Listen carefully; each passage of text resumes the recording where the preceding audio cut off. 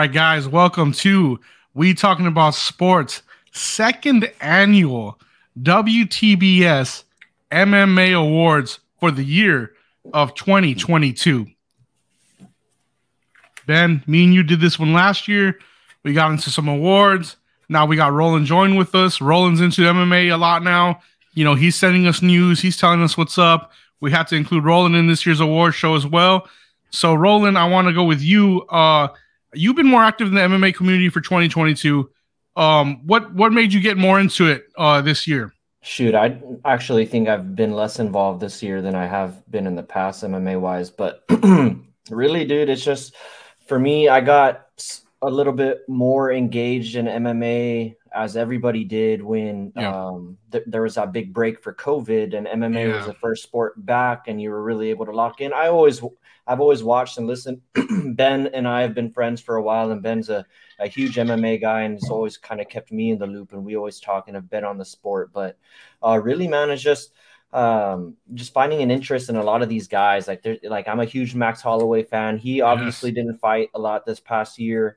So just, finding other storylines to follow. There's been a bunch of fighters that have, come out, and it's just a sport that I like because you're watching one guy versus another guy. Like usually in these team sports, there's a bunch of different factors, but you're literally betting, or if you're looking at it from a betting perspective, it's just one versus one, kind of a deal. And I'd like that aspect of the sport. And yeah, definitely have tried to stay more in tune over the past couple of months, and probably with NFL going away and college football going away, definitely going to be circling back and diving a lot more into MMA. I think for me, betting's engaged me a little more. Ben, would you say the same? Yeah, but I mean, I've always been. I think that Roland's right though with that COVID break. I think a lot of people that maybe the casual fans that would just watch the Diaz or McGregor fight, just John Jones fights. During that time when there was nothing else to watch, UFC was dominating, so people were talking about the fights. People were learning who Tony Ferguson was, learning who Justin Gaethje was, and good, right? Because some of these guys deserved it. But I think, this year also now, especially like Roland said, with football's both kind of coming to an end, besides, the NFL playoffs, UFC should be dominating Saturday nights again. They still haven't had their first event of the new year. Obviously, we're very young in the new year, but they're not on till like the 14th or the 17th, I believe. So it's a while till there's a UFC event. But yeah, man, it was a pretty good year in 22 of UFC. Glad to be back for our second annual, we talk about sports MMA awards show. I know we're going to go over some of, last year's awards, some of our predictions as far as champions, everything. So I'm excited to be here. Glad Roland joined us for this. Yep. And yeah, looking forward to it. All right, so let's look into 2021's winners, and maybe we're going to see some difference in 2022, see how much has changed in the landscape of MMA. And we'll start with 2021 here. Our first award last year was a Fight of the Year, and that was Chandler and Gaethje for Fight of the Year last year, or 2021. Male Fight of the Year, we gave it to Kamaru Usman. Female Fight of the Year, Thug Rose. That's one fighter who's had a complete 2022 difference than 2021. She was on a trajectory like no other, hot as a rocket on 2021. Completely has cooled off in 2022. Yeah. Comeback Fight of the Year, a retired fighter now, TJ Dillashaw. Breakout Fight of the Year last year, Hamzat. I think that one has aged really well for us as Hamzat has continued to win in 2022. 2021 Coach of the Year, a guy with no chips right now, no champions on his roster, Trevor Whitman. That was pretty clear cut. Yeah, his guys have taken some L's this year. So, yeah. All right, let's move it on. Event of the Year last year, Usman versus Covington 2. Rivalry of the Year, which kind of heated up today with the news, Jake Paul versus the UFC last year. That went on. That was a good rivalry for 2021. Upset of the Year in December of 2021, Juliana Pena pulling up that upset against Amanda Nunes. Nunes now has her belt back. So that has changed a lot too. Debut of the Year, Iron Mike Chandler for 2021. Continues to be an excellent, exciting fighter for the UFC. I mean, can we stop there real quick and just talk about how he's fallen off, though? He's just been taking L's. Yeah, he's an exciting fighter. I would have to disagree because his whole thing is be exciting, and that he delivers in. Yeah, every fight he's in is exciting. He throws away He throws skill away set his chances of winning and his because he chances wants of to go winning. and bang. Yeah, what he's coming out for. I think Roland's onto something, and I think what he's saying is like we can also kind of say Kevin Holland has fallen off from what he was during the COVID run. And yes, he's still good. Yes, he's still super exciting, but he's fallen off in the fact that the guys aren't winning much fights. Yeah, they're going in there and getting their ass whooped, putting on great fights. Yes, they're exciting. It's those that you invite your buddies over that don't normally watch fights. You invite them over for the, Poirier versus Chandler, to watch that. But he's just on the wrong end of most of these fights, and that's probably not going to get you the McGregor. He's definitely not going to win Fighter of the Year for us, but Entertainer of the Year, he'd be considered. But that's a whole other story. Yeah. So let's go on to the best KO of the year for last year. Usman versus Masvidal. We all know the KO. We all know the clips, the water falling off the braids. It's arguably one of the best KOs in the UFC's history. And again, something we're going to see on the other end for this year. Just a little foreshadowing there. Nice. Yeah. But those were our awards. We didn't give out too many, but we had some. Now let's move on. Complete new year, though. 2022 was different to some of these fighters. Man, are we talking about the changing of the guard? Because, 2022 was pretty brutal to Trevor Whitman, most of the fighters that were on the award show for last year. So let's hope this isn't like the Madden curse. Yeah. Well, let's go on to our first award, the 22 Male Fighter of the Year. Some considerations for this award. You could have said maybe some Leon Edwards in here, some Alex Bejeda, as we argued within the group of who should be Fighter of the Year. But only one champ this year who didn't lose a round in his 2 fights. And he is the most deserving of the award. And that is Alexander Volkanovski. Ben, go ahead and give us your opinion on why Volk should be Fighter of the Year. Boo. And then and if you don't feel like it, give us his opinion on why he shouldn't. Why he shouldn't be Fighter of the Year. I don't think he should be Fighter of the Year. Personally, I mean, majority rules here, fair and square. Definitely is a guy who should be considered. I just deeply dislike the guy. And if I had a choice, I wouldn't want to give him an award on a podcast that I'm a part of. So that's why I feel the way that I feel. Yes, he had really impressive wins. This one that's showing on the screen right now against Korean Zombie. I mean, just a highlight real fight for him. Finally, a fight to where he was able to stop somebody and actually, give some excitement. But, that's also because the Korean Zombie was so willing to go forward and kept, taking the shot. So, kudos to Volkanovski, another year of being undefeated. Let's see if he does take that step up to 55 and, become the double champ. If he does, we might be talking about him, as, no doubt unanimous Fighter of the Year for next year. But if the curse, if we're going to call this a curse, Volkanovski's going to lose his first fight of 2023, baby. We talking about sports award show curse. Roland, this is a guy who completely decimated one of our favorite fighters. I'm on the train with Ben. I'm not a big fan of Alexander Volkanovski, especially for what he did to Max Holloway that last fight. He completely separated himself from the rest of the pack, and this is the only guy right now who's completely cleared out his division. And now he, like Ben said, off to 155 for the new challenge. Look, I'll say I had a great disdain for Alexander Volkanovski, especially, with his rivalry with Max Holloway and how the first 2 fights went and what my opinions were on those fights. So as you guys can obviously, guess, I was not a big fan of Volkanovski, but I'm coming around. I kind of like Volkanovski. There's not really, if you just want to just line them up and just think about things that you can dislike about the guy, there's really not much. Kind of a stand-up guy, not super cringy, can talk a little bit of shit, but that's really not his calling card. So I kind of like the guy. And to what Justin said, I think that's really what, solidified him as a Fighter of the Year for me, was that he was dominant in his outings. He had a scare in that Ortega fight. That was 2022. I'm not tripping, right? That's 2021. 2022, it's Korean Zombie and Max Holloway fight where he loses no rounds. Okay, well then never mind. Because I was just thinking about that Ortega fight in the back of my head and how he had some scary situations there. But to your point again, though, he dominated Max Holloway, dominated Korean Zombie, and he set himself up for a huge 2023. As you guys are talking about, going up for for that 155 title, which I think he has a good chance of winning, honestly. So, yeah, I like Volkanovski as the male fighter of the year. Although there are some other good candidates that could have won this award too. Yeah.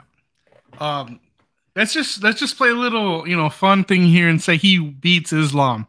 Where does he fall on the pound for pound list? Does he won right away?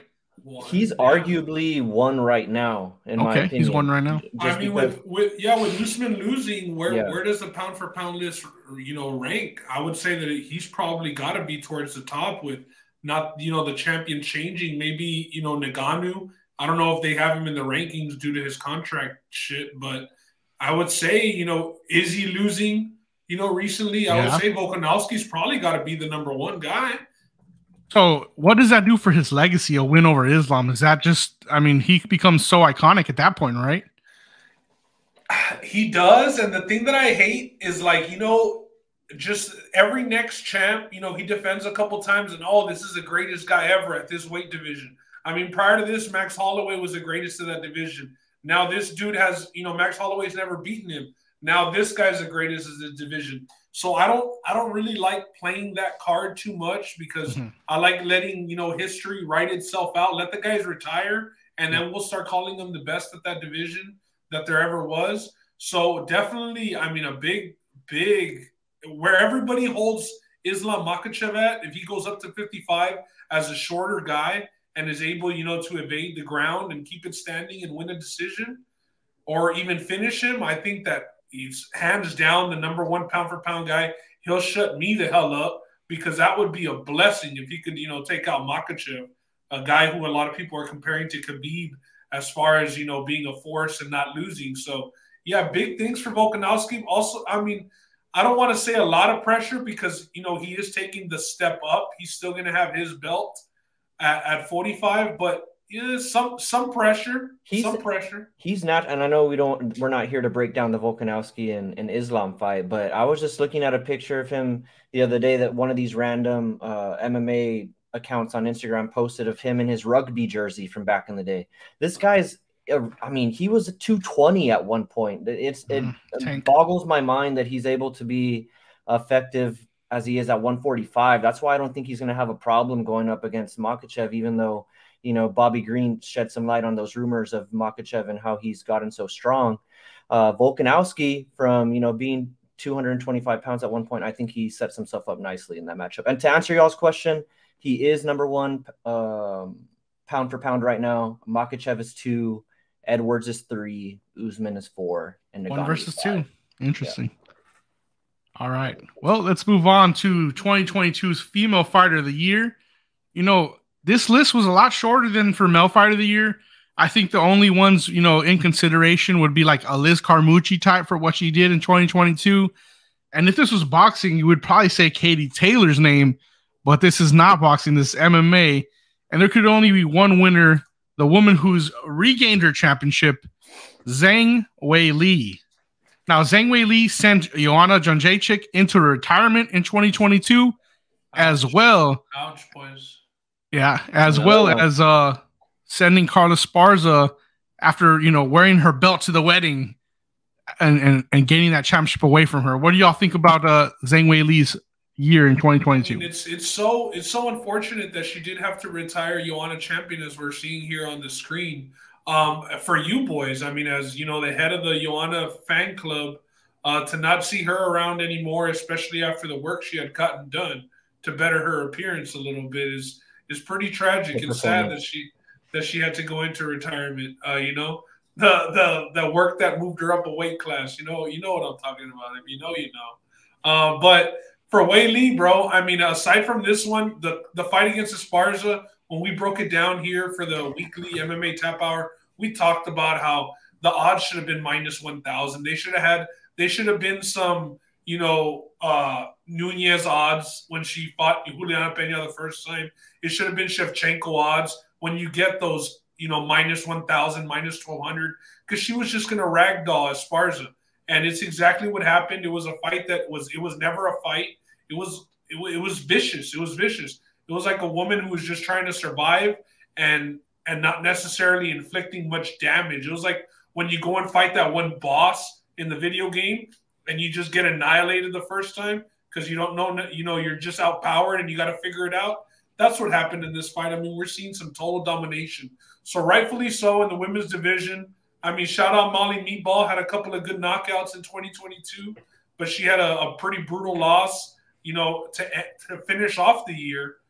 So Wei Li, the female fighter of the year for 2023, I'm with it. Yeah, no disagreements out of me. It's unfortunate that part of what got her on this list is ending, one of my favorite, female fighters' career in Joanna. So I got to pour one out for her, obviously. But no disagreement again. Like I said, Wei Li obviously proved that she's just on a different planet than a lot of these women's fighters, especially, Esparza, as we're seeing here on the screen, just complete domination. And her strength is just on another level. You see here on the screen, for those of you guys that are watching, that there's at some point where Esparza has her in a headlock in the side guard and is about to dominate, and she just gets right out of it, like just a little a ragdoll, like Ben was talking about. So, yeah, definitely different class. And another fighter, again, that I think has set herself up for a huge 2023 if, Dana wants to start looking at some super fights on the women's side. I think there's some viable candidates for Wei Li.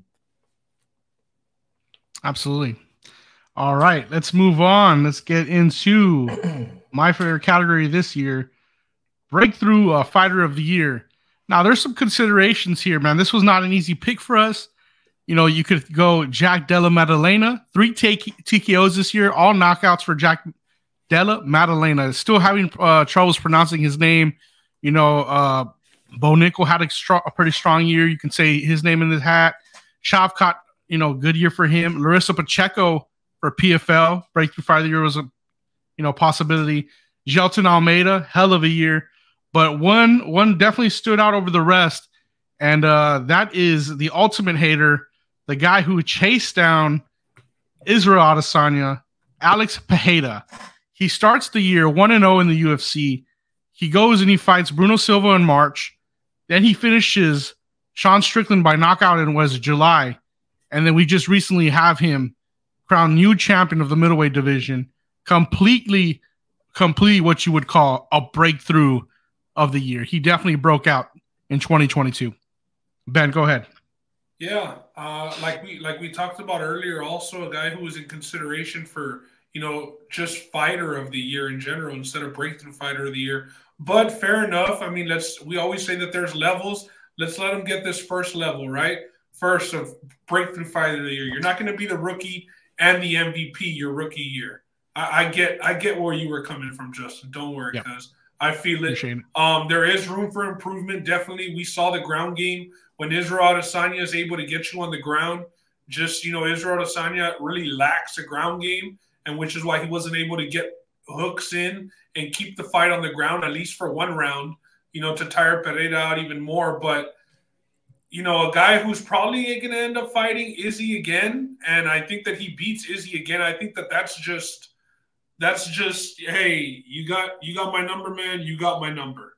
Like, if I've already beat you 3 times in 2 different sports, albeit the way the fight was going, there was always those moments when we said, hey, Pereira has Izzy against the cage. He's got Izzy against the cage.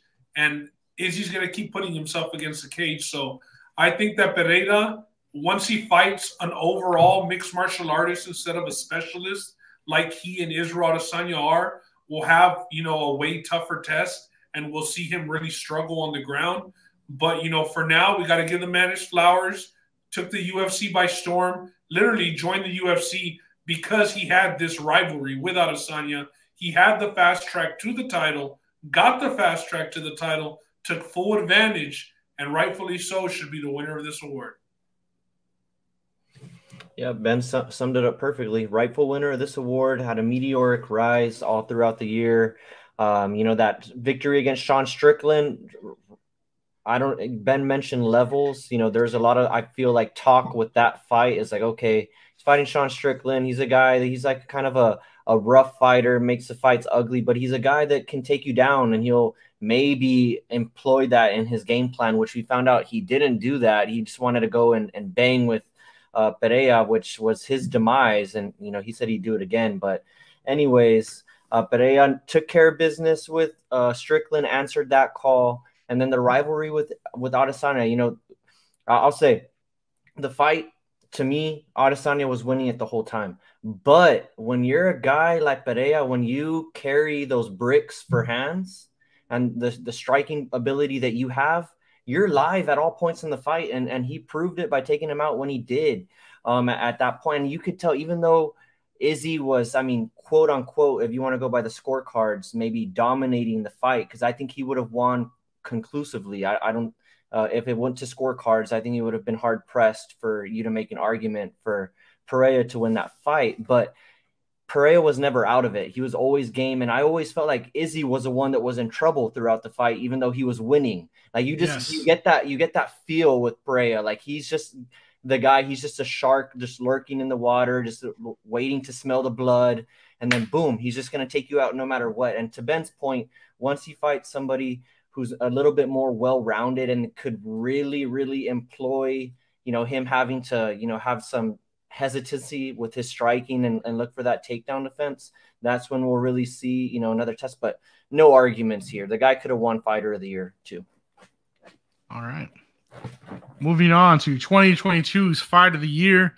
Some of the fights that were in the consideration for this one, we had Dustin Poirier versus Mike Chandler, Jiri versus Glover, Thompson versus Holland, and Alex versus Izzy Adesanya. What we came up to, or the conclusion we ended with, was what I think is one of the best fights of all time. Too bad it was just a 3-round bout. Burns versus Khamzat. Ben. Yeah, I mean, you say too bad it was only a three-round bout, but if it was 5 rounds, somebody might have died in there. I mean, this is a crazy fight with some crazy pace. One of those fights, Fight of the Year is one of those fights that has everybody debating about who won the fight, you know, after. It doesn't necessarily have to be, you know, just this rock'em sock'em robots type. It's just a fight that was very debatable, you know, had its moments on the ground, had its moments standing up. You had a guy, you know, with a lot of hype, and you had the guy that, you know, is established and already there and was going to be the test. I think this fight gave us everything that we were asking for, you know, when it was made.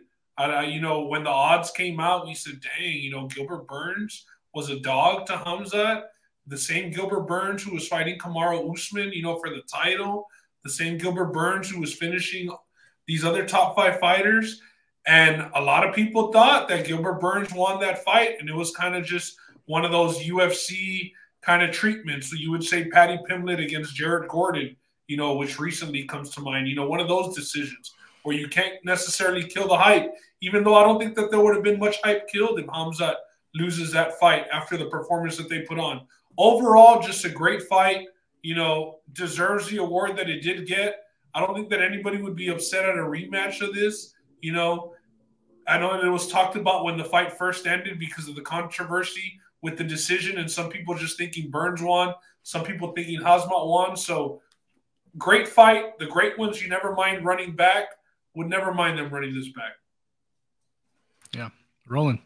Great fight. Again, Ben did a great job of summing this up. The only thing I'll have to say is what makes this the fight of the year for me is when you have both fighters, it could have been that they were both at positions in the fight where they were going to be put out. Both fighters were in positions where you're like, shit, Khamzat's about to go down. He's wobbly. He's getting pieced up. Burns is about to put him out. And then there was times in the fight where you're like, shit, how is Burns going to, you know, get out of this spot right here? So this fight had everything. It had the highs, the lows for both fighters on both sides. Both guys had chances of respectively of, you know, ending this fight with a TKO. So yeah, got to give this one fight of the year. Yeah, this fight just felt like both guys were able to level up their stock in the UFC. Even though that Burns lost, it kind of came out like a gangster. You know, Khamzat's word. He came out like a gangster in the loss. So definitely fight of the year for us in 2022. Moving on to knockout of the year. Man, this one was very hard to choose. You know, there was some really good knockouts in 2022. We had Jamal Hill and Johnny Walker. Do you remember when Johnny Walker did that freak like back throw thing? Yeah. Molly McCann's spinning elbow. Chito Vera, your guy Ben, knocking out my guy Dom Cruz. Nasty. That could have been up here. Alex Pereira, Sean Strickland. Chandler versus Ferguson, that front kick, that nasty front kick. Really good knockouts. But I think the winner is pretty cut and clear here. And it's Leon Rocky Edwards, pound for a pound, headshot, boom. What do you think, Ben? Yeah, I mean, another guy that I'm not the biggest fan of, but had, arguably definitely probably the upset of the year, the knockout of the year, the biggest what the hell just happened to the year. I remember after that happened, they had the camera angle. You know how the UFC does release different, camera angles or camera shots after, and it was everybody in the stands, all the UFC fighters just couldn't believe what the hell had just happened. Yeah. Because it was literally the only shot that he had. And what's crazy is, I mean, the way that Usman falls, the way that Rocky Edwards is just able to walk off. I mean, this is your walk off, bottom of the ninth grand slam, bro. Not just solo shot walk off. This is a grand slam. This is on 2 strikes. All the enchiladas. Yeah, I mean, crazy, crazy. And in the last minute of the fight, buzzer beater, call it everything that you want to call it. This was probably, along with, last year, the Juliana Pena against Nunez, that upset, this is just as high, even though the odds weren't even as crazy. This surprises me just as much as Nunez being a -900, -1,000 favorite against Pena. This was insane seeing it. Couldn't believe it. And 2022 was just that type of year where there was a lot of changing of the guard for the belt. The gold hit a lot of new countries. A lot of new champs this year. Yeah, rolling. The stakes, everything that was at hand. The buzzer beater, another fighter, another champion that was winning the fight. I mean, Usman was 5-0ing Edwards, maybe. It was going to be unanimous. There's no doubt who was going to win this fight. Everybody was looking at their phones on their betting apps and looking at the parlays they were about to cash. They were looking at the plays they were about to cash with Usman in them. Ben, we always talk about it. We don't have to worry about a guy like Usman because he's a smart fighter.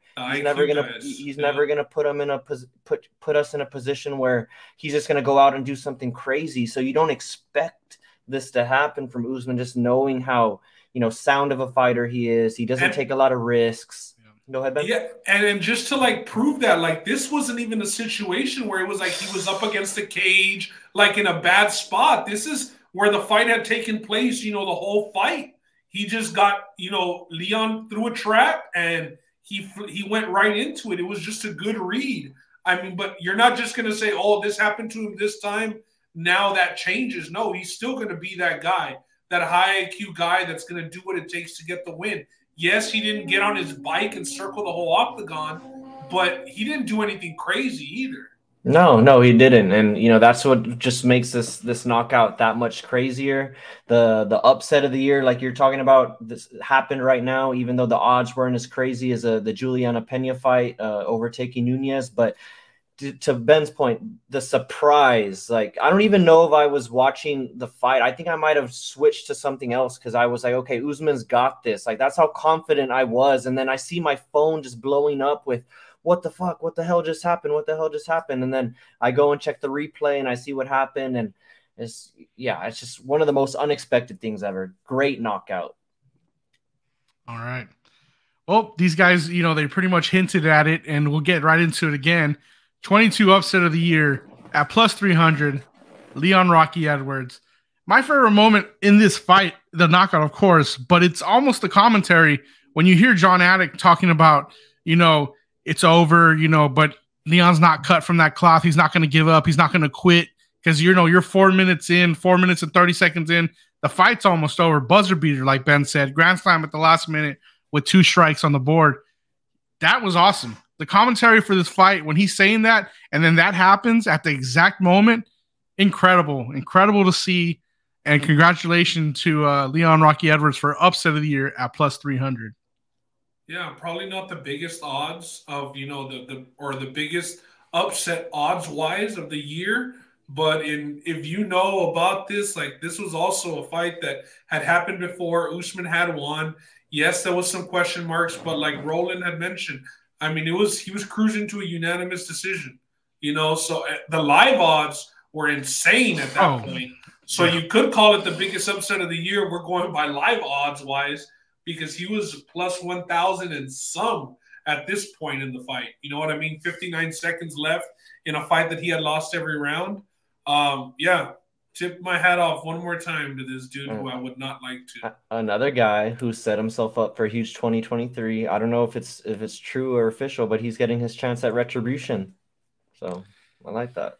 Yeah, well, we've been seeing Usman coming out with the hand wraps, so he looks like he's not fully recovered. So names are being thrown around, and there's a guy who 3-piece in the soda hit him in his own country, where he definitely wants his retribution against that. So. Hey, Usman's just on that Tony Ferguson training plan, baby, where you wear the hand wraps to lunch at the restaurant. That may be. You show up to the ESPN interview with the hand wraps on. Now he's just got to add those Oakleys. Yeah, Oakleys. All right, 2022 submission of the year here. Some of the choices that we could have had was like, Jessica Andrade when she was doing the standing arm triangle. That was a hell of a submission. Yeah, another one, to think about would be like Islam Makhachev submitting Charles Oliveira, the UFC's most decorated submission artist. That's a hell of a sub. But we're going to go with, again, like the theme here, changing of the guard. And it's Yuri Prochazka, who is completely losing this fight to Glover up until Glover decides he's going to pull guard. Yuri takes over on the ground. And with 28 seconds remaining in the fight, finds an RNC. And this is not a beautiful choke. This is not good technique. But he manages to get Glover, who's never tapped and who's ever lost to a tap in the UFC, to tap. So how can we not give Yuri Prochazka submission of the year? Yeah, I mean, and like you mentioned perfectly, it's not the most technical one. Rear naked choke, you never really see a rear naked choke without any hooks in. Maybe at least one hook in. No, he had no hooks in. Yuri pre-fight, at this point of the fight, a fight that he was losing, and this was the 5th round, also buzzer-beating submission, 30 seconds left on the clock. Pre-fight for him to win by submission was upwards of plus 1,000. It just wasn't. It just wasn't a path to victory. Many times, Justin, when we're doing the MMA Tap Hour, we're breaking down fights. We talk about paths to victory. This was never in the cards. This was never in the cards, and especially not against a Brazilian Jiu-Jitsu specialist like Glover Teixeira. We thought if this goes to the ground, if anybody chokes anybody out, it's going to be Glover. I mean, there was better odds on Glover by sub than there was on him, money line to win the fight in this one. So this was insane. Glover, we thought, was, going to defend the title. He had full mount on Yuri. I mean, this could have been comeback of the year. It could have, it could have been in that category. But for submission of the year, like you said, not much skill, not much technique in that choke, but just caught Glover Teixeira unexpected. Glover never would have thought, oh, this guy's going to go pull for the choke. It's just something you're not expecting. Late in the round, that squeeze, it was pretty, it was sunk in pretty deep. And there's a huge upset, something nobody saw. Not one person called Yuri by sub. There was not one betting slip for Yuri by sub for this fight in the world. Glover would have pulled guard 10 times out of 10 here. 10 times out of 10. Roland, what do you think here? Submission of the year, changing to the guard, new champion. Yeah, I can't argue. I mean, like you talk about, and I think I was even on this MMA Tap Hour when we were talking about this one, because I remember Ben was confidently talking about Glover money line on this fight, or taking Glover in the fight. And to Ben's credit, another fight again, like we've been talking about. I remember, and to your credit, another fight where the guy that's winning, dominating the whole fight, goes out in the last seconds. Just something that you don't expect, and in a way that you don't expect this guy to go out. We talk past the victory, like you're talking about all the time. No one talks submission for Yuri as a path to victory. Everyone's talking about he's got to get him out of there early, or the longer the fight goes on, the more it favors Glover Teixeira, and the more that he's going to take over and just put his will on this guy and take him out of the fight, which he was doing. You look at these clips, he's obviously tired. He's getting jabbed up. He's getting pieced up here. He wants to get out of the fight. And then he just catches him perfectly, as you guys talking about, not protecting against that rear naked chokehold and just brute strength gets him through. So yeah, no arguments here either. He was losing on 2 of the 3 scorecards that night, so he was probably losing that fight at the end of the, a few more seconds. Like I said, 28 seconds left, he's losing that fight. Incredible submission. All right, moving on to 2022 comeback of the year. And I think this one's very interesting. I'm going to have to pitch this one to Roland first because this was what he came up with, and I thought it was a great one, actually. And that is Roland's boy, Mike Perry, comeback of the year. Look, let me just say, Mike Perry has always been one of the most entertaining guys. He's always been a slugfest type of guy. You're always going to like the fight that you get when you're watching this guy. Probably not going to win. Either going to get pieced up himself or someone's going to take him over as the ground. That ends up leading to his demise in the UFC. He's not even a rostered UFC fighter. He goes to BKFC, ends up being a perfect marriage. And, I could say Mike Perry is a little bit more mainstream than he was a couple of years ago now, thanks to this BKFC appearance. And that, highlighted by him beating MVP, a very well thought of striker. Beat him by majority decision, I think in London too. So in overtime, give me Mike Perry, man. I'm happy for this guy. Because you get worried when you see him go off the roster. You're like, what's going to happen with this guy? Where is he going to go? He's kind of a wild child. How's he going to end up? But great comeback for the guy. Happy for him. Yeah, you think bare knuckle FC and you think Mike Perry, like that would be the guy that they could put on the poster. Oh, yeah, okay. This is straight up fist fighting. That's what it is. I agree. Yeah, and he looks like after every fight, he's been in a straight up fist fight. 2-0 year for him. And this was big because Michael Venom Page is signed to Bellator. So Bellator let him go and do this one-off because he was fighting ex-UFC fighter Mike Perry. This was a look. He could get this win. And he was a huge favorite. MVP was going into this fight.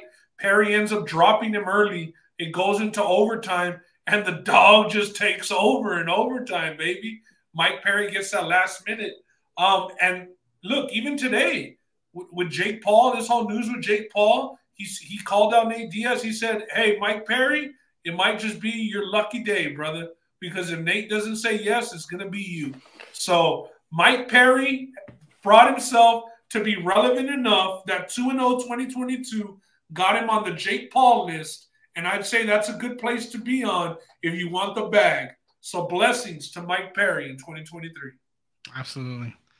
All right, moving on to 2022 debut of the year. You might as well call this the Rookie of the Year award as well, because that's really what it is.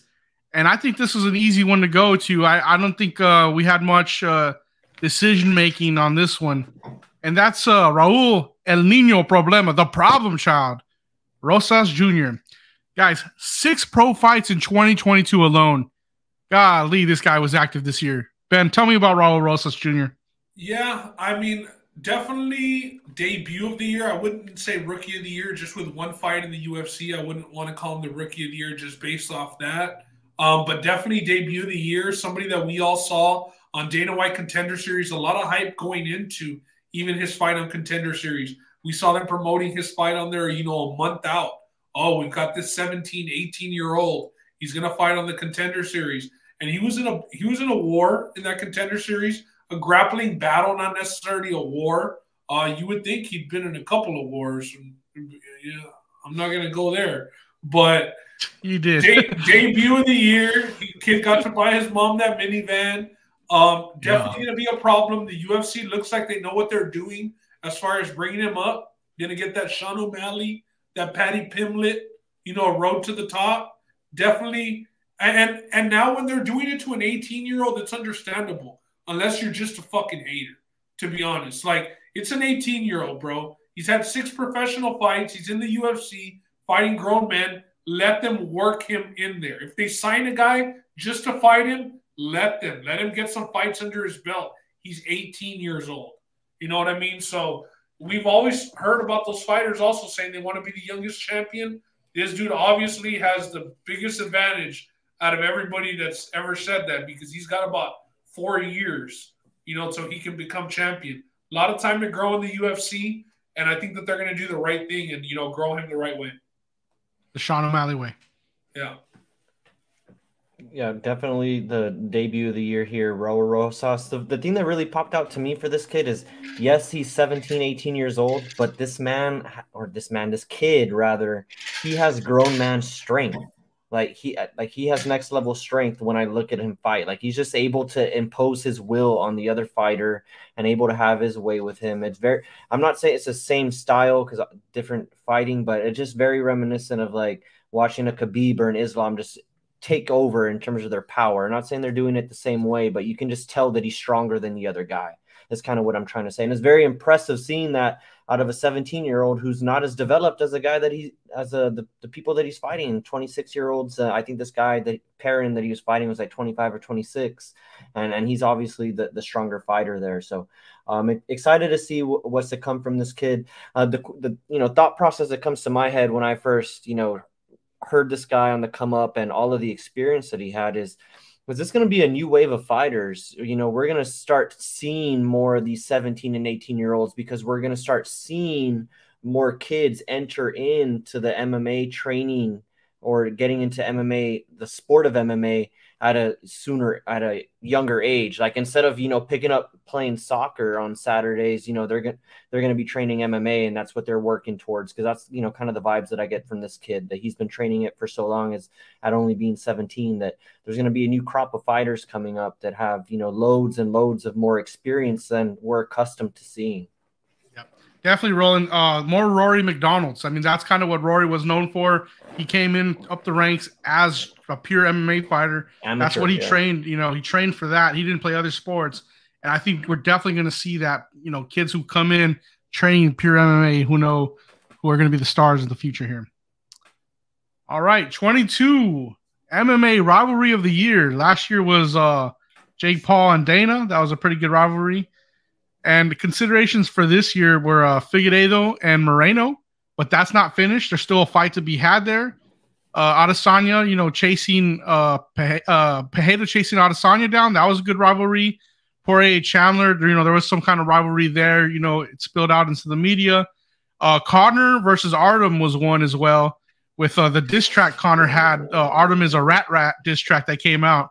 But the winner for 22 rivalry of the year has to go to Colby and Masvidal, because not only did we get to see the fight, but it got spilled into the streets, and now there's, legal liabilities going on here as well. Ben, tell us why Covington versus Masvidal was rivalry of the year. Yeah, I mean, I think this is one that we all kind of knew what was going to happen in the octagon, but we felt, I think everybody was on one side of this rivalry for the most part. Colby is the heel in most of his situations, and I think everybody really wanted to see Masvidal knock him out, even though we knew what was inevitable, once they got into the octagon. Unlike most people, I wasn't mad at, the little sneak diss on him, outside of the restaurant, dropping him, chipping his tooth, scratching the Rolly, whatever happened. Colby's been a guy who even Fabricio Verdum in another country threw a damn boomerang at him, because he's just that annoying. And, you talk, but then when you see people, it's on site, it's any place, anywhere, anytime. You say that shit, and some guys really mean it. It's not just a stick. Jorge Masvidal probably was salty after what happened in the octagon as well. Salty. So, I mean, he went out and did what he had to do. And shit, maybe that's why he's going to be getting that title fight, to take care of these legal fees that are coming up with Colby Covington. I think rightfully so. This was rivalry of the year. The fight didn't look so much like a rivalry because it was pretty one-sided. But the fact that it, like you said, it spilled over into the streets earns it the right to be rivalry of the year. Roland, tell us. No, definitely rivalry of the year. It has everything that you want in a rivalry. There's a backstory. There's history. They were best friends turned enemies. They were roommates turned enemies. There's a lot of documentation on these guys and their history together. So it has everything that you want in a rivalry. You got two good guys that are good on the mic, talking shit to each other. But to Ben, I'll disagree a little bit as far as the whole, Colby's a heel. I think it's heel versus heel in this situation. And to me, Masvidal is more cringe. Like, I think Colby's a better heel than Masvidal. I was very turned off by Masvidal this year. I liked Masvidal, you know, when he knocked out Till and his rise then, but kind of after that kind of turned me off for some other reasons. But I only disagree too on the taking it to the streets part, because he had a chance to do it. You know, he did the same thing that he was trying to do in the octagon, which is put his hands on Colby, and he had a chance to do that, and he got dominated for 5 rounds, and he had to sneak him out in public. So not a huge fan of that, although I do understand what Ben's saying. If you say it's on site, some guys, they're taking. And if we're calling it rivalry of the year, it's on site. Yeah, bro. yeah, for sure. I'm just saying that, like, I don't think that that's giving out fake awards, participation. Yeah, no. Awards. I'm just saying, like, I don't think that, like, for me, that makes Masvidal more of like, oh, that makes him more of a BAMF, or that makes him, the what's the award that you want? Gangster. I'm not saying it does, but he kind of just proves a point to where this ain't just for the camera. Yeah, and it's a real rivalry. Like, he really, really hates him, and it wasn't just for building up the fight and, you know, cashing out. Like, it's bad blood. Other rivalries are. Yeah, for sure. Yeah, I'm with you, Roland. I think Masvidal does remind me of Woodley, the way he's cringed now, except, you know, Masvidal's still in the UFC with all those losses. But that's kind of what I get from him. Getting title shots. Yeah, getting title shots still. But yeah, this was definitely rivalry of the year. Anytime, you know, it spills onto the streets, it solidifies it as bad blood. And that's what we got in 2022 with Covington and Masvidal. Yeah, it was like one of those, like, the bell rang after him, you know, losing for 25 minutes, and he wanted to fight more. It's like, dude, let's stop. Yeah, stop. Anyway, let's move on to 2022 Event of the Year. Considerations for Event of the Year were UFC London, where they had almost an all-European sweep. You had Patty Pimblett going and making the crowd go crazy. You had Molly McCann with the spinning back elbow. Crazy, crazy event. The crowd cheering for Aspinall nonstop. You know, you get the European crowd, and that was great to hear, you know, that kind of fandom in the UFC.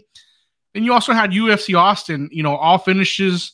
But what takes the cake, and maybe it's a little recency bias, but we did get 11 finishes here, and that's in UFC 281, and we got 2 title changes. The main events were Poirier Chandler, we got Esparza and Weili Zhang, and then we got Adesanya and Pereira. Guys, what did you think of UFC 281? Was that event of the year? Yeah, I mean, I think everything that you mentioned was in the running as Texas guys, and I know that I was pissed that I didn't go to that UFC Austin card because it ended up being the same 10, 11 finishes. I think it was one of those cards where Dana said, hey, everybody on tonight's getting a bonus, or he gave, you know, a whole bunch of bonuses instead of just a performance of the night, fight of the night, typical stuff. So this card also, I mean, it delivered. Bunch of knockouts. We saw titles changing hands, both in the Adesanya fight and in the Esparza and Weili fight. And then you had arguably one of the fights of the year also with Chandler and Poirier, where in the first round of that fight, it looked like Poirier was done. Then it looked like Chandler was done in the second. And in the third, you know, both guys were about done until Poirier finally got him out of there. So this card definitely delivered. It was one of those pay-per-views that Dana wanted to stack at the end of the year, kind of to, you know, send the UFC off with a bang for 2022, and it definitely did deliver. So rightfully so. I mean, event of the year. 11 fight finishes in this card, Roland. What do you think? Excuse me, event of the year for me for sure. And you know, there's 2 sides of these events. Like you hear all the time, oh my God, such a stacked card, and then the fights end up being snoozers. Like there's some snoozers in there. Yes. Somebody gets, you know, disappointed. Somebody gets hurt. Like we see, like everyone was super excited for Conor McGregor versus Poirier, but everybody walked away disappointed because McGregor broke his ankle. So the pay-per-view cards is so easy for these cards to get hyped up, and you see the names on the card, and you know you get the anticipation building, but very rarely in my eyes does it really deliver.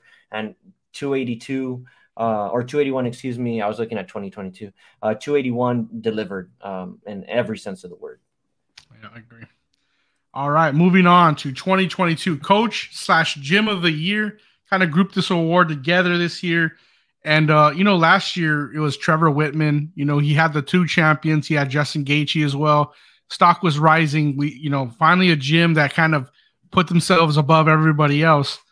But we're seeing a resurgence here of AKA and Eagles MMA. You got Javier Mendez and you got Khabib for coach / gym of the year here. We can name some of their champions right now: Islam Makhachev, Umar Nurmagomedov, and then maybe a welterweight contender who's been added to Eagles MMA now, Bilal Muhammad, is well on that roster for Khabib. Ben, any problems here for coach of the year or gym of the year here? Yeah, not many problems. They didn't lose many fights. Like you said, even adding guys like Bilal Muhammad, a guy who's also pretty good at sticking to a game plan, one of those fighters like Roland talked about, to where you back him, you know that he's going to stick to the plan and kind of give you what you expect, not just go AWOL on you. They add him to the mix. We saw him wrestle Wonder Boy down, like, you know, we haven't seen many do. Dominated Wonder Boy to a unanimous decision. And Bilal Muhammad has some big fights coming up also. Yeah. So I think that this is a real good move. Good for the gym, you know, good for these guys. I've never been a big AKA guy myself, but you know, you gotta be able to, you know, just call a spade a spade. And in 2022, they didn't take very many L's, so you gotta give them, you know, gym of the year, coach of the year, gym of the year, whatever you want to call it. Two of the best lightweights in the world here, Umar Nurmagomedov and Islam Makhachev. One for Bellator, one for UFC. Kind of wish we could see these two guys fight each other at some point because, man, that would be some special grappling match. Roland, what do you think here for coach / gym of the year? Yeah, no arguments. I mean, really what it comes down to when you're looking at this stat is, you know, wins and losses for the coach and, you know, and the people that he's, you know, managing in the corner.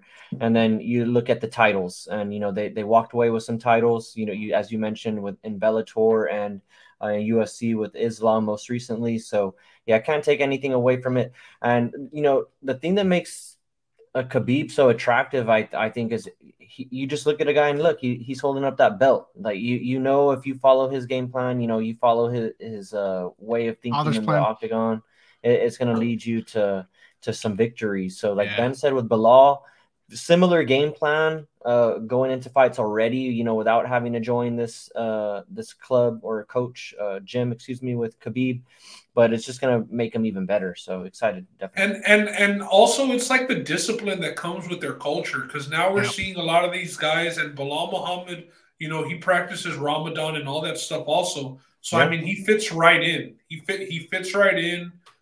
Good guy, and yeah, just a gym that not he train and pray. Yeah, not necessarily the best and most entertaining way of fighting, but you know, they stick to Father's plan. The best is results-oriented training, I would say. Yeah, for sure. All right, Ben, time to reminisce on some of our predictions from last year. Let's go over 2022. This is what we predicted heading into 22. Who would be champion at the end of the year? Last year for flyweight, I predicted Brandon Moreno. You predicted Davison Figueiredo. Guess what? We both win. They're both champion right now. One's an interim champ, one's the champ. We both win there. Bantamweight champ, I had Jan. You had Davashvili. We both strike out. Neither one is carrying the title. The only reason, you know, that Merab isn't the title holder is because his camarada has the belt. Merab didn't lose a fight that year. I think that I won. I think it's pretty. If Aljamain is a champ, Merab is a champ. I think that we just got to group them together. I'm going to give you a fair play, but I'm not going to give you the credit there. Featherweight champion, both of us on the Holloway train last year, and we were wrong. You know, Fight of the Year has it right now, and that's Volkanovski. Like lightweight champion. I'll never pick Volk, and I know it would have been unanimous had Roland been on last year's episode with us too. He would have picked Holloway to get that one too, but not even this year will I pick Volk. Damn it. Yeah. Lightweight champion, we had Oliveira finishing the year as champion. We almost got there. Unfortunately, the fight happened, in October or November, and we got to see Islam Makhachev crowned the new champion of the lightweight division. Welterweight champion, we really didn't think Usman would be touched. We thought this guy was going to hold the belt until he was done, till he retired. Unfortunately, Leon Rocky Edwards said, not so fast, Lee Corso style, and that changed up. Middleweight champion, I thought Whitaker would have the belt. Pretty interesting. You were on the Sean Strickland juice last year. Yeah, I went out on a limb and I said, you know, this guy's talking. I think the UFC could kind of get behind this guy. He was gaining some traction. And if he beats Pereira, I mean, he's probably fighting Israel Adesanya on that November card instead of Pereira. I'm not saying he beats Izzy, even though I did say that last year by putting him as a champ, knowing Izzy was a title holder. But yeah, went out on a limb. You know, Strickland, he is who we thought he was. I mean, the guy's just a grinder. I think he's one of those gatekeepers, a good test. But I don't think that we're considering him as a true title contender. And hilarious. He's hilarious, too. Yeah, he is hilarious. Moving on to the light heavyweight champion, I had Yuri Prochazka. I feel like I'm somewhat right there. You know, he did relinquish the belt because of injury, but he did end the champion of the year. Yeah, you're right. And had Glover. Right. We didn't get to see the rematch. And now Ben might be right for this year if he has Glover, because Glover's fighting Jamal Hill in Brazil, I believe, right? And had that fight not been canceled, Glover would have probably won the rematch. He might have. He might have. But since I ended with the last champion, I'm going to give myself credit. No, your guy didn't show up for the fight, so Glover technically won. Glover didn't even get the fight either, so I'm still up. Heavyweight champion, I had Cyril Gane. Ben was on Derek Lewis. That's just the H-Town pick, Ben? I keep it true. I keep it Texas, baby. I can't blame that. I can't take you away from that one. And I mean, didn't he fight Gane for the interim title? I think he might have. Yeah. Like he had a title shot in the year. You know, so I can't be mad. Can't be mad at that.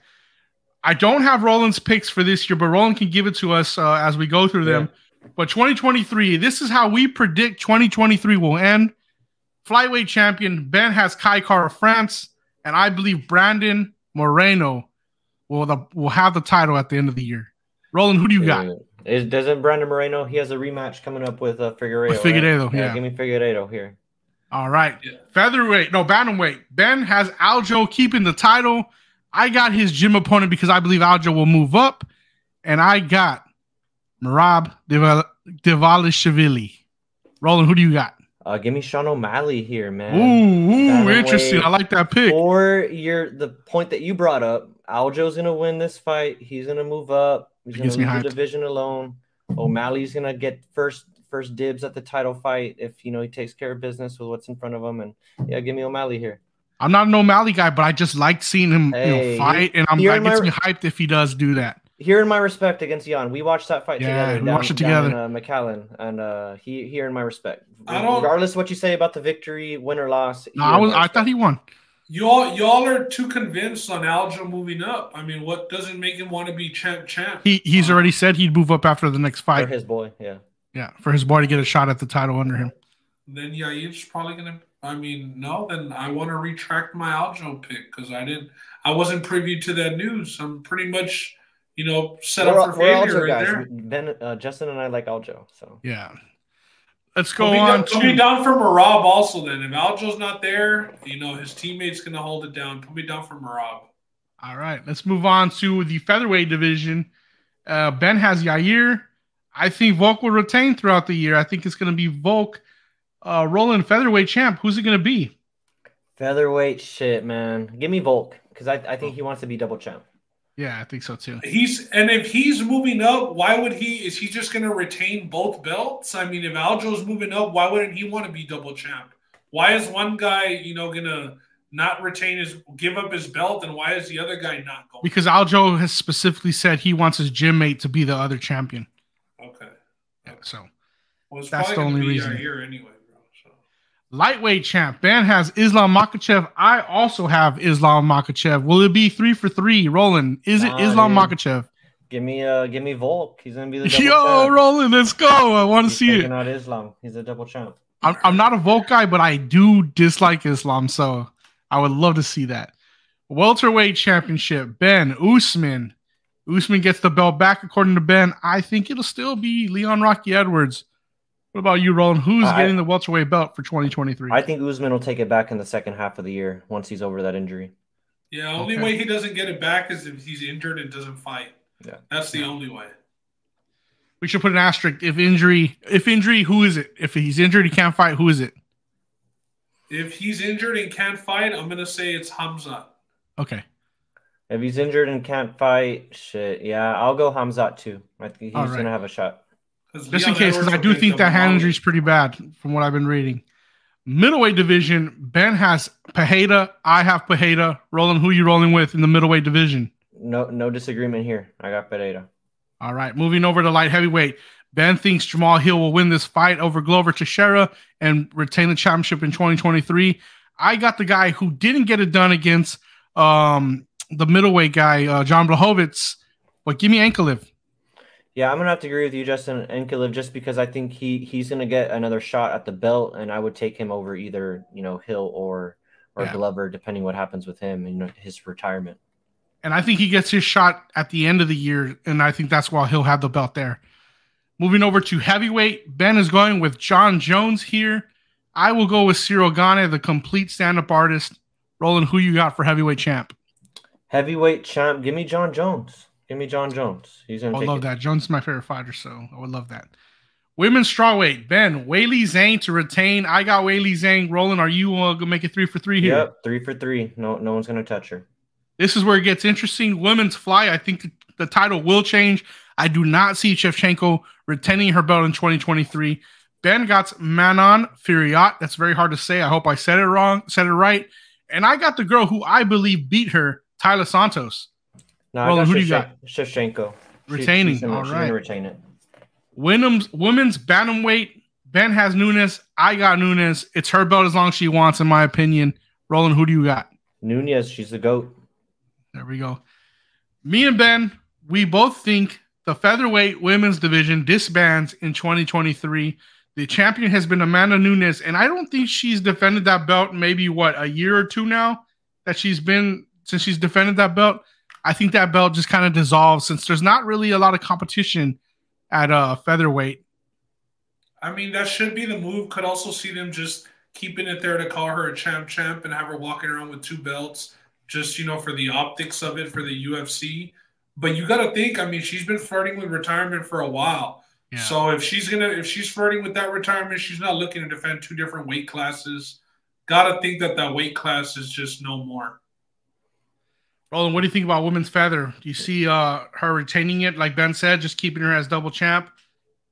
They might keep her as double champ, but I think we get to this point, and I don't want to say it because I'm not trying to be misogynistic or anything, but it's just harder and harder to find fights for these women when we're talking about the top guard. We see the odds. Yes, Taila Santos almost put out Shevchenko, but what were the odds for that fight, right? Like it was like minus 1,200 or whatever for Shevchenko. So it's just getting harder and harder. So it's just going to become more of an issue trying to find fights for featherweight. So, yeah. No. I think there's, women like Kayla Harrison and Larissa Pacheco.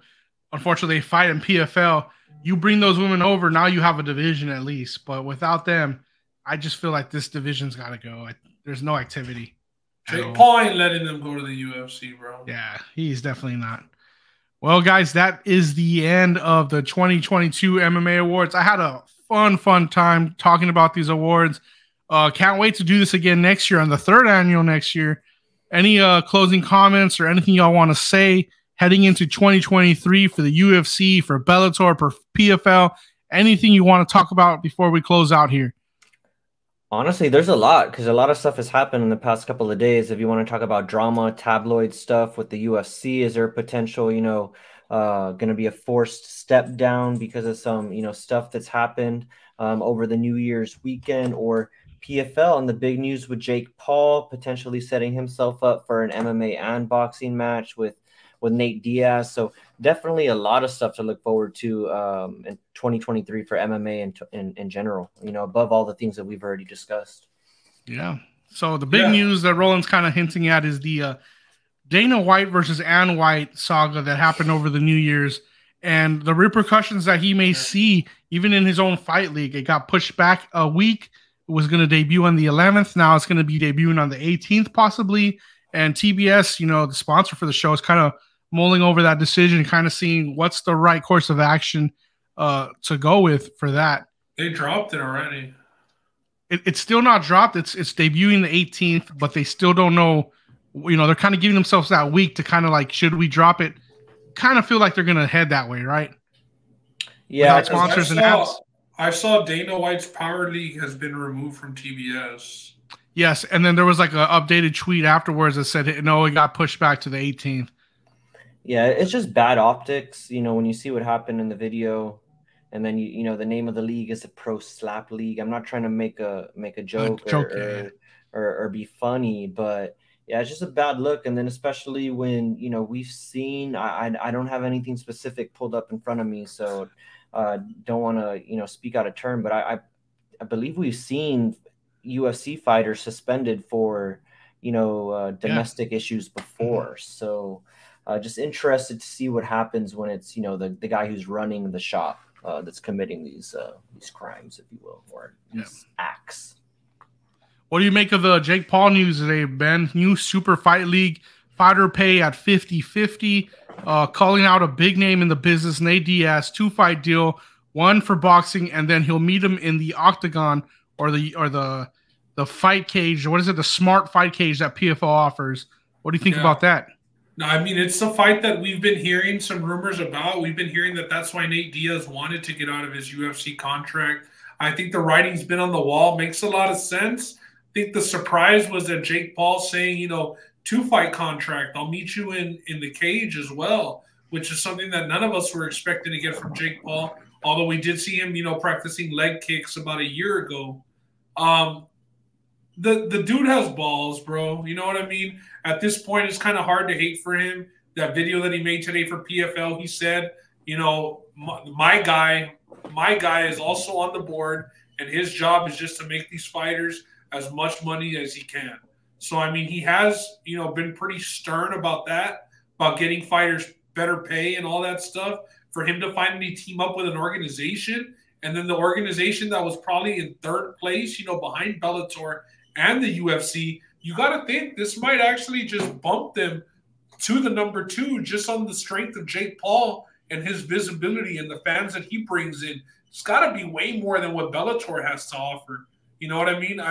You wouldn't get too many people that can name you 3 Bellator champions right now. So the big move for the PFL, big move for Jake Paul. Let's hope that he goes through with this.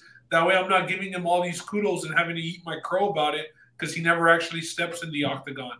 So whether it be Mike Perry, whether it be Nate Diaz, I'm here for it. Do you think that the PFL news with Jake Paul today had anything to do with, you know, Bellator? They came out today saying that they're up for sale, that they're looking for a buyer. Do you think that pushed them into selling? That might have pushed them into, hey, Jake Paul, you and your team come over here. We're going to go buy Bellator. Now we got Bellator and PFL plus you here. Now it's either us or the UFC. Now it's one show or the other. This could be WCW and WWE, bro. So if the PFL team and Jake Paul and all them, because he said that he is getting ownership in the company as a part of signing this deal. Yeah. He has stake.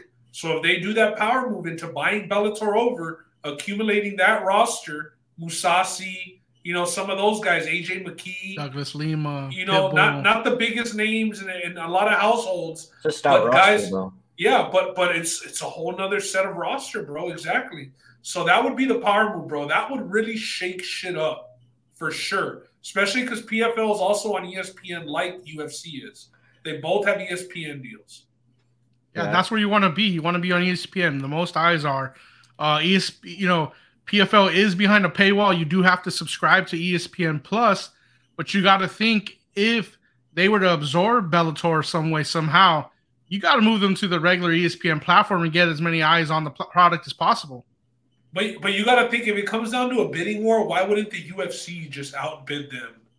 Obviously, the stronger player, deeper pockets, all that stuff. Why wouldn't the UFC just accumulate that roster? You know, I also wouldn't be surprised too if, you know, and this is, you know, kind of separate to what you guys are talking about, but I don't know, you know, if Bellator might not get, you know, taken by Rizin. You know, Rizin has the Asian money. I'm sure they have deep pockets. They've already been doing stuff together, cross-promotional type stuff.